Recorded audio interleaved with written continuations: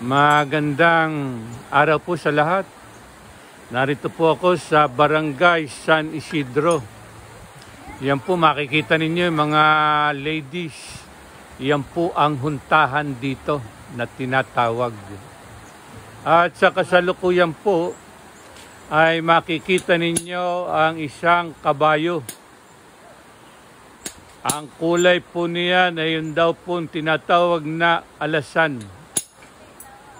At may mga bata po na nakapanood.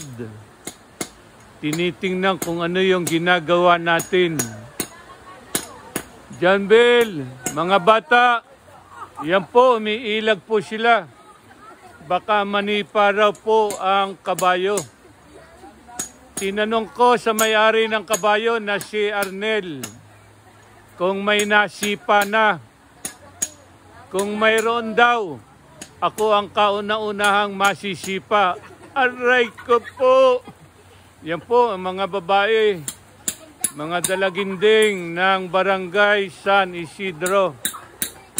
Mga bata, mga kilot na nanonood ng pagbabakal. Kaway-kaway kayo dyan, kaway-kaway. Kaway-kaway. Arnel! Inaayos po ni Arnel.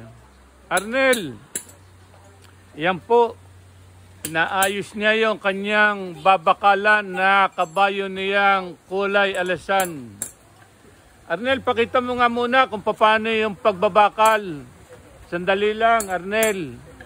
Arnel, yan, tingnan ko nga para makita ng ating viewers yung pagbabakal. Yan. Yan po si Arnel, sisimula na niyang bakalan. Ginagawa po ang pagbabakal sa kabayo bilang proteksyon sa paa niya. Lalo na kung magdaraan sa mga mababato na mababato. Proteksyon po yan. Yan po ang ating si kumpadre nakamotor, mukhang may susungkitin. Inaayos po ni Arnel ang kanyang kabayong alasan. Ayan, si Arnel.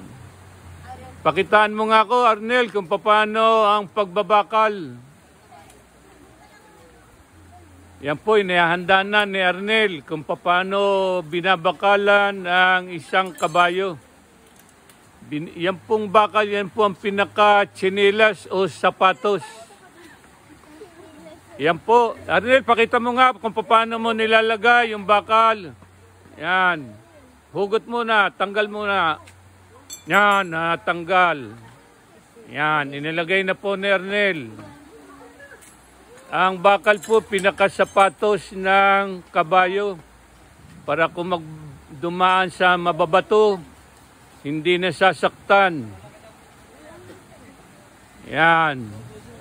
Tingnan natin kung paano pupukpukin ni Arnel. Yan po, pinapaypayan si Arnel ng buntot ng kanyang kabayo. Ayan po, sinisimula na po ni Arnel na bakalan ang kanyang kabayo. Yan. Yan po, si Arnel, yan. Arnel, saway, kaway ka. Tingin ka. Yan po si Arnel. At ang mga bata na masayang nanonood. Kaway kayo lahat. Kaway. Padre, wag ka diyang gumilid, baka mahulog ka dyan sa ilog. Kaway ka na lang. Kaway. Ayaw, nahihiya.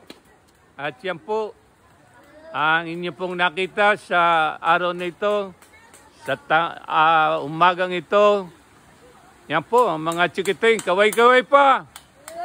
At yan po, patuloy si Arnel sa pagbabakal ng kanyang kabayo. Ingat ka, Arnel. Baka ikaw ay masipa niya.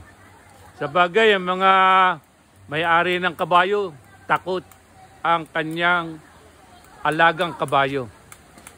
Sabi nga, kahit nag-aalsa ang kabayo, walang alsador na kabayo sa magaling na nag-aalaga. Salamat po sa araw na ito.